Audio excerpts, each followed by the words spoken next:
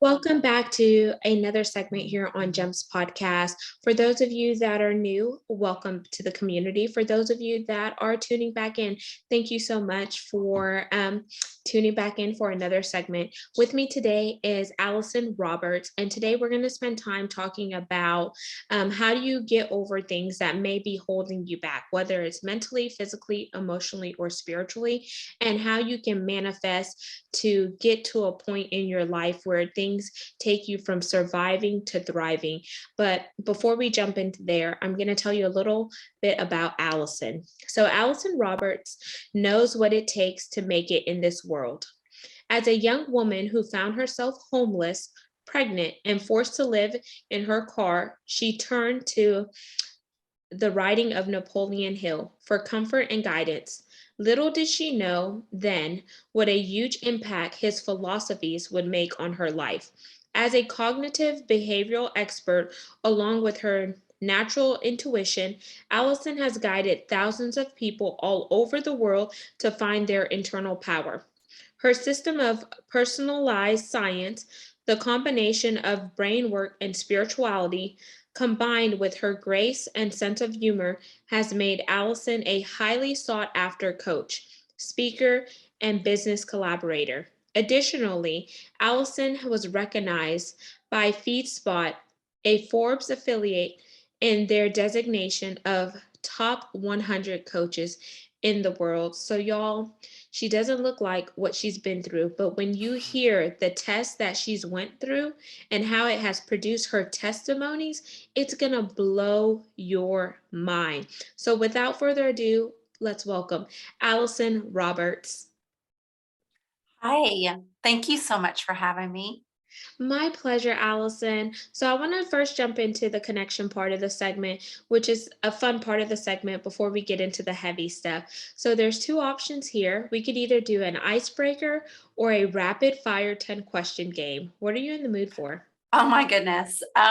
Let's do a rapid fire 10 question game. Here we go. We're playing rapid fire with Genesis and Allyson. Do do do do do do. Question number 1. What's your favorite color? Purple. Question 2. Favorite quote or statement? I had a dream. Question 3. If you could trade places with anyone, who would it be and why? Or would you just stay yourself? I would definitely stay myself. Question 4. If you could give your younger self a piece of advice, what would it be? Heal your trauma. Question 5. What's one thing you wish you would have known early on? It's one thing I wish I would have known early on. That what we think we become, but more than that, what we focus our attention on is what we manifest. Love it. Question 6. If you could have lunch or dinner with any person, past or present, who would it be and why? Jesus, because I have a lot of questions. Oh, yes, I'm right there with you, but I think I want to hit Eve up first to ask her, why did you deceive us in the garden? Question 7. If you could be a fly on the wall and eavesdrop on any conversation, what conversation are you listening into right now? I'm listening into Will Smith talk about why he hit Chris Brown during the Oscars. Wait, no, not Chris Brown. I think Chris Rock. Chris Rock. I'm sorry. Chris I keep saying Chris. I'll tell everybody Chris Brown. Chris Rock. Sorry. Yeah, and now there's like a meme. Apparently, like the young people are saying, "I'll just Will Smith you," and I'm. Oh, that's hilarious. So, number 8. The mood is right and you're dancing like nobody's watching. What are you rocking out to? Oh man. Anything that is funky by Justin Timberlake. Ooh, I'm bringing sexy back.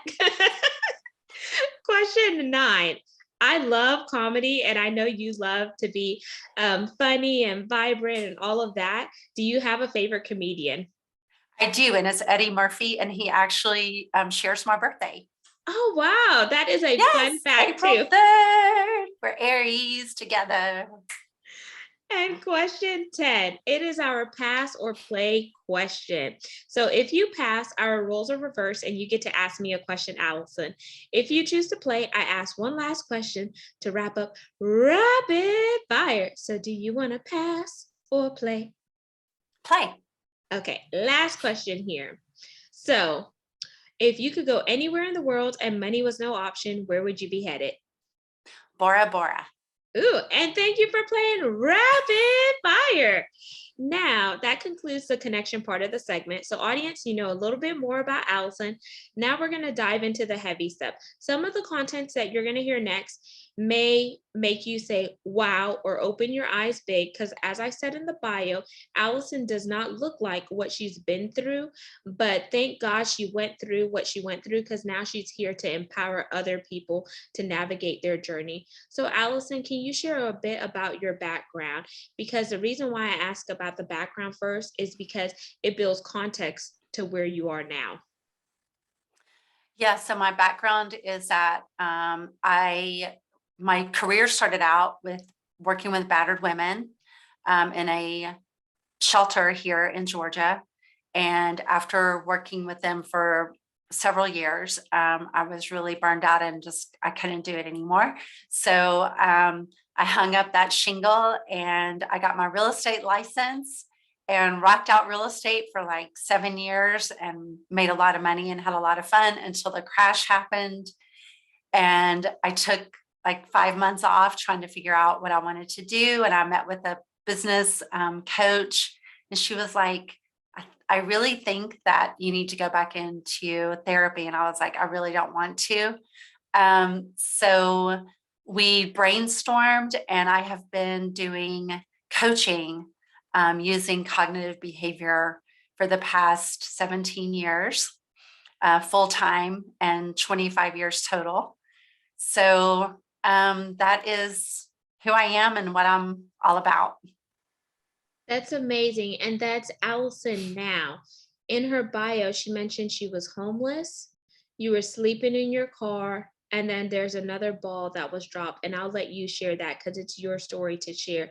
So let's talk about you going through the various trials and tribulations in your life, because all of that led up to the path that you're on now. Because had these things not happened to you, you wouldn't have been pushed and catapulted into, therapy and CBT, which is cognitive behavioral therapy, and just helping people unlock the blockages. Exactly. So I grew up in a really very dysfunctional household. My mom is not well at all, and my dad was present but emotionally not available. And then when I was 10 years old, my parents had a pretty violent fight where my mom was injured and hospitalized, and my dad had never put his hands on her before that. But anyway, it led to them getting a divorce, and my mom forced me to lie on the stand. She threatened me and told me that she was going to kill my two sisters and my brother if I didn't lie on the stand. So I had to lie, which led to me not being able to live with my father, which is what I wanted to do. So I ended up being stuck at home with her. And so when I was 18 years old, I ran out of gas on a country road, and this guy pulled up, and he was cute and funny and rescued me from the side of the road. And we were inseparable after that day. And I moved in with him while I was still going to college. And we were very quickly engaged to be married, and all trauma based, relationship. But anyway, so 9 weeks after we had gotten engaged, I failed a pregnancy test. It was positive. So when I told him, he was so excited. We were so excited. I told him over waffles at the Waffle House, and we were, yeah, I love that place too. And he was throwing me around the parking lot, like in a good way, like picking me up and tossing me around. And we were so excited. And then we told his father, and that's when everything just fell apart. So his father was very political, very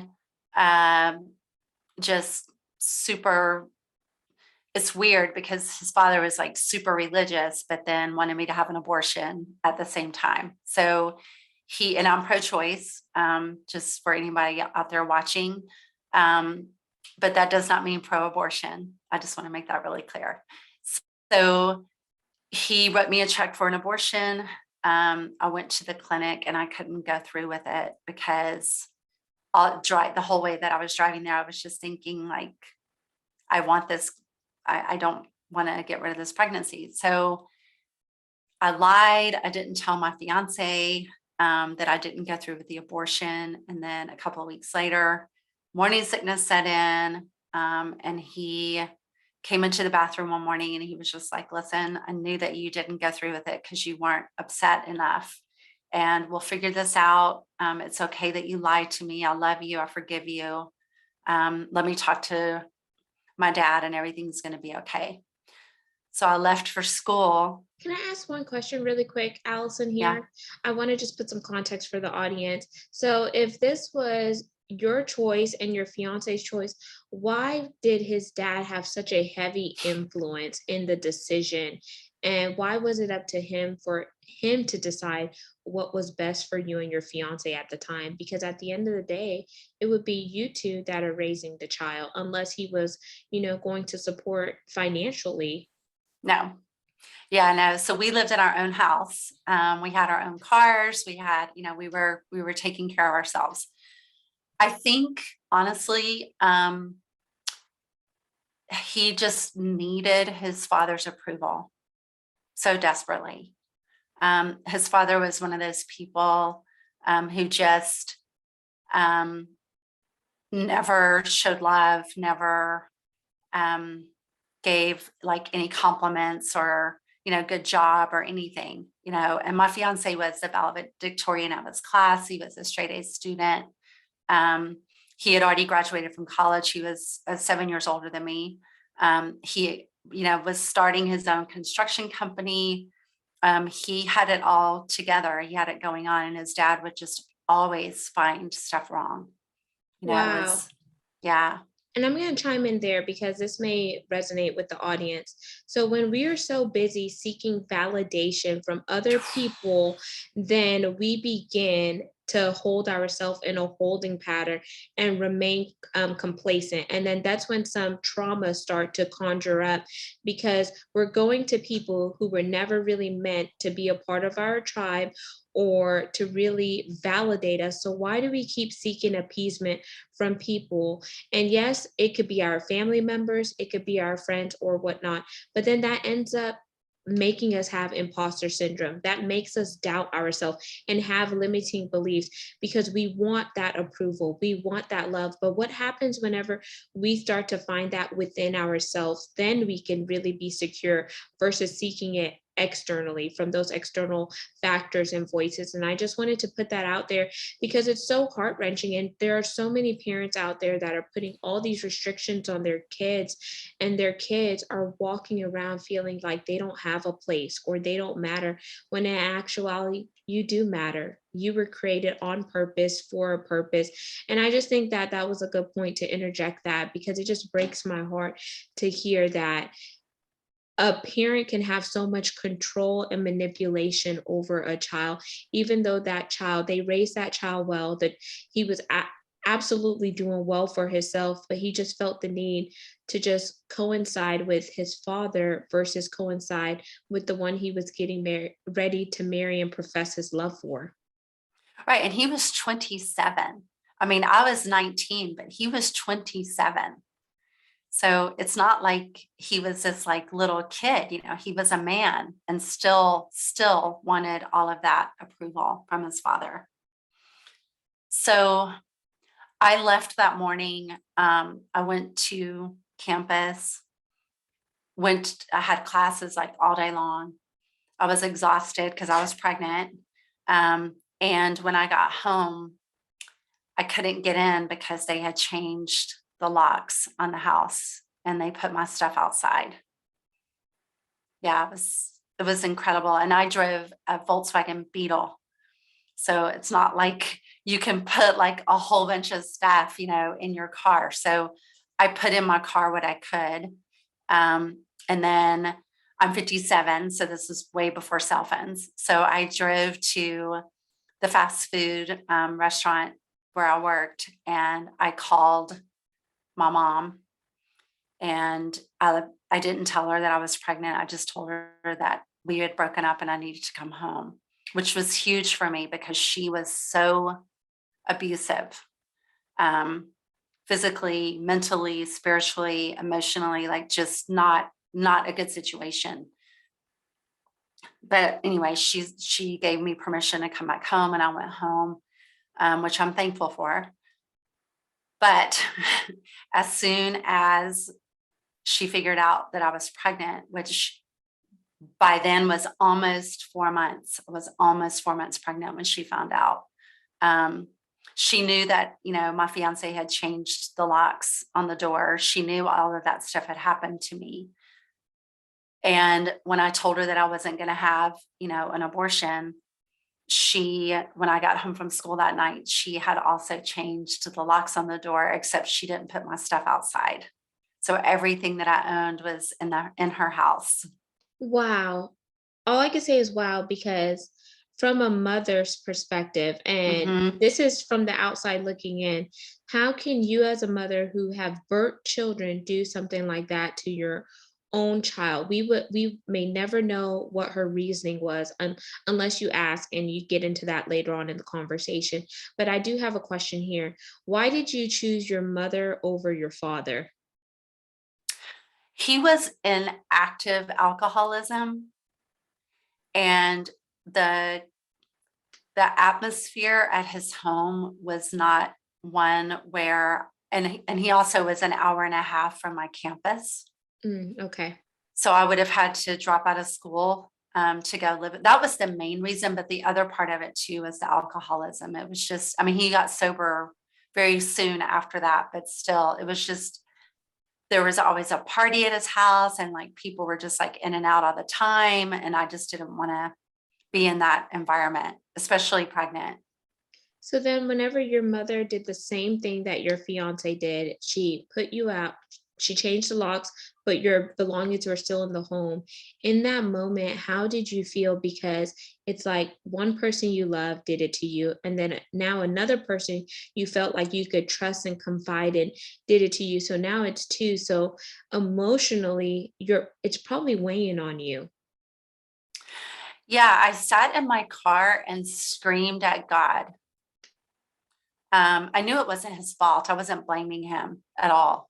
Um, but I was just screaming like, why are you giving me like this strong feeling inside of me to like keep this pregnancy going if I'm not going to be supported through it? Like I couldn't understand, like, and that's the thing about following our intuition. It's not always unicorns and rainbows.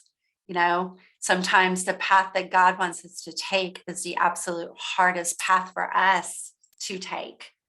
And that's something that I've come into with wisdom over years. I mean, I didn't get it right then in the driveway. I mean, all I heard was, and I do believe it was God's voice, and I was not super religious, and I'm still not. I don't like religion, but I wasn't really even that spiritual. I mean, we can go down a whole nother road. Maybe this is for another podcast, but very quick side note. So when I was 4 years old, I was accidentally hit in the head with a baseball bat. And on the ride to the hospital, this brown man with green eyes came and sat next to me in the back seat of the car because I kept leaving my body and coming back in. And I knew it was Jesus. I knew it was. There wasn't a doubt in my mind. I knew exactly who it was. They say in the Bible, it says you'll know. And I absolutely knew that it was him. So I was waiting for like my Jesus moment, and it wasn't coming. It wasn't happening. But I did hear in my head, go to campus, park in the bottom level of the parking lot, because I always parked on the top level. Park in the bottom level of the parking lot as close to the concrete cylinders as you possibly can, and go to sleep. And so that's what I did. And every morning I would wake up and I would hear, go to class. So I go to class. Every afternoon I would hear, get back in your car.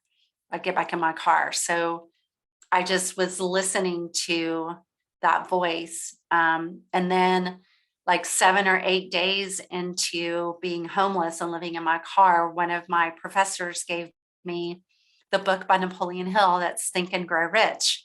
And that book is all about what we think becomes reality.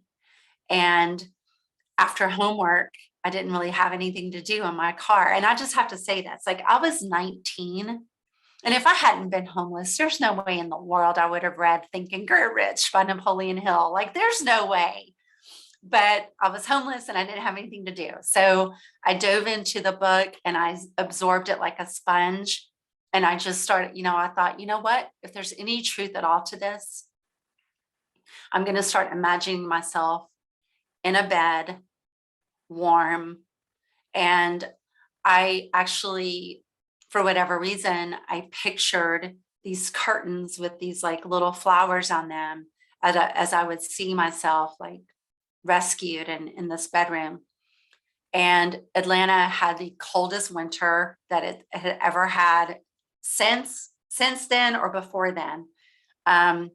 And I really thought I was going to freeze to death. And so I just, this one particular night, I said to God, I was like, listen, it's still, after all these years, it still gets me emotional.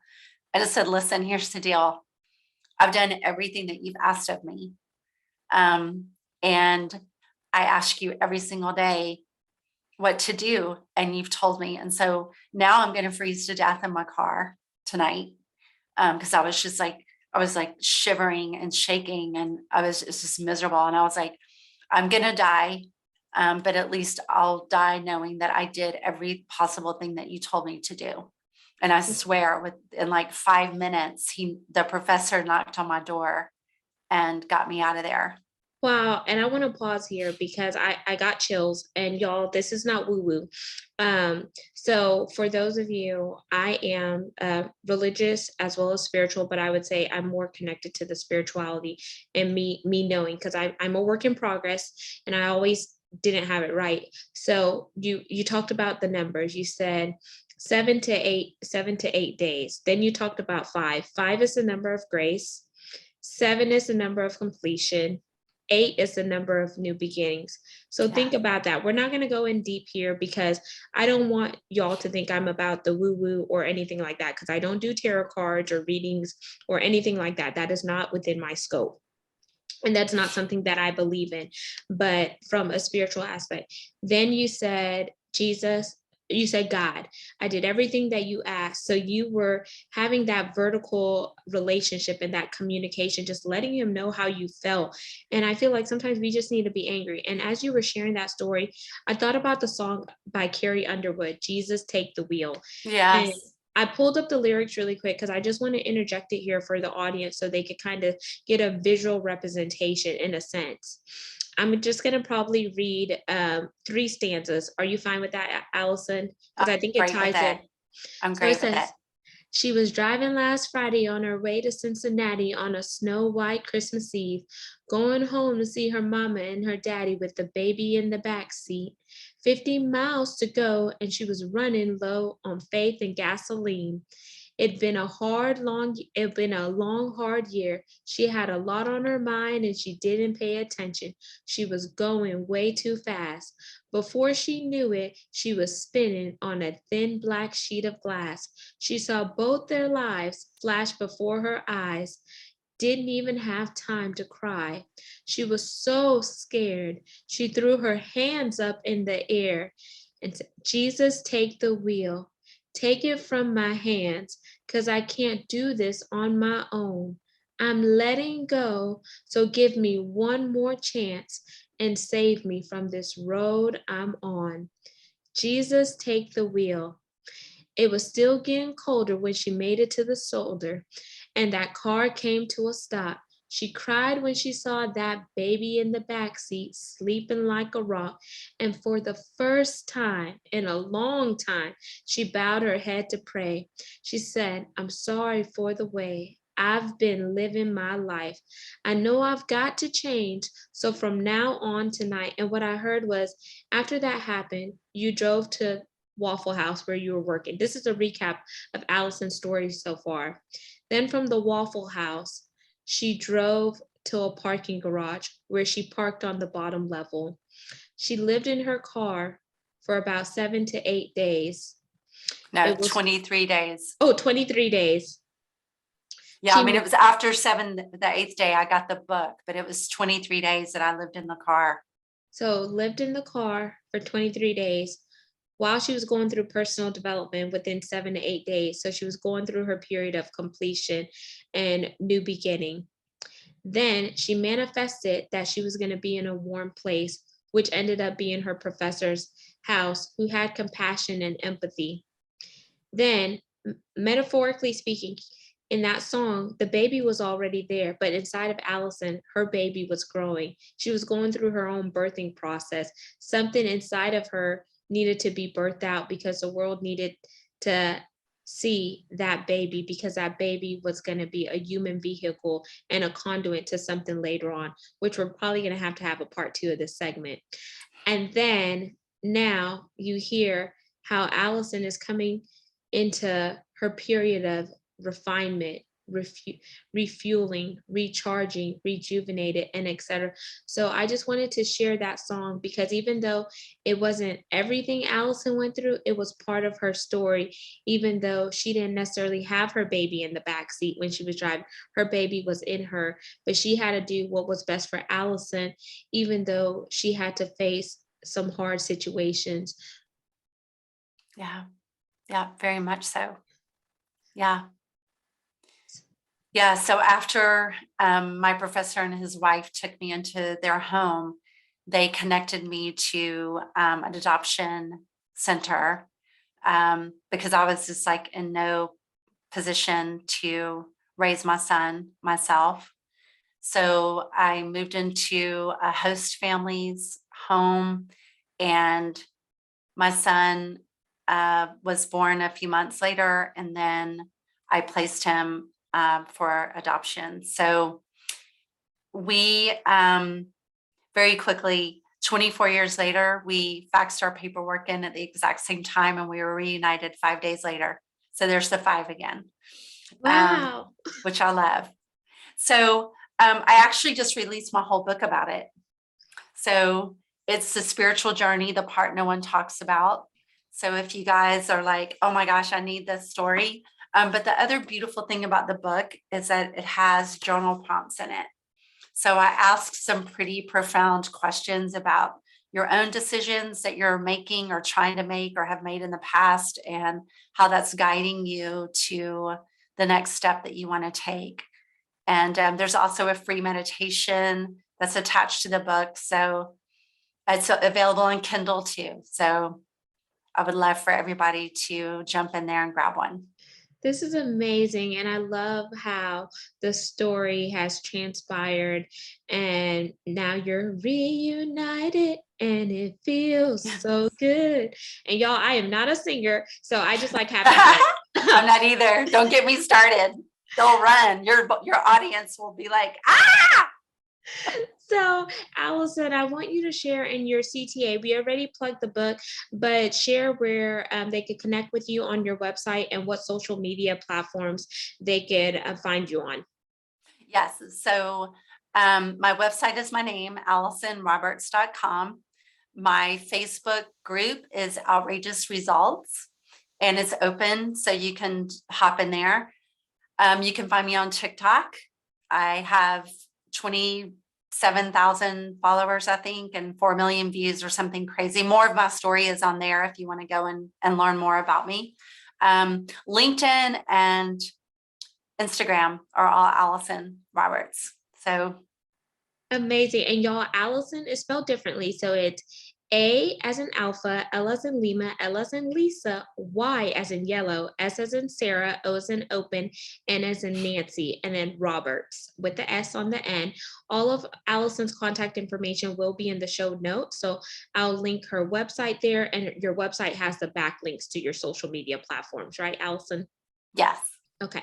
And then for those of you that are tuning in, once again, make sure you like, comment, follow, and subscribe.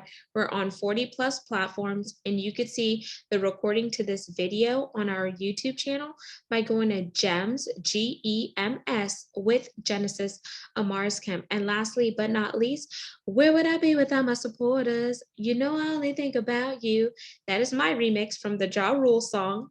And I want to thank each one of you for supporting the guests that I bring into the community, as well as the mission and movement behind GEMS podcast, which is to curate content that is educational, inspirational, and motivational, while we also factor in diversity, equity, inclusion, and belonging. Because it takes all of us coming together, having a coffee chat style conversation to really make an imprint that is driving an impact, because we are all world changers. And my big ASK from you is brand sponsorship. You could have your products and services heard right here. It is paid sponsorship because we are ranked in the top 2% globally out of 2.8 million podcasts per the metrics on www.listennotes.com. So if you want to get more details, head on to my website, genesisamarscamp.net, or send me an email to genesisamarscamp@gmail.com to learn more info. Until then, peace, love, and lots of blessings. Have yourself an amazing day.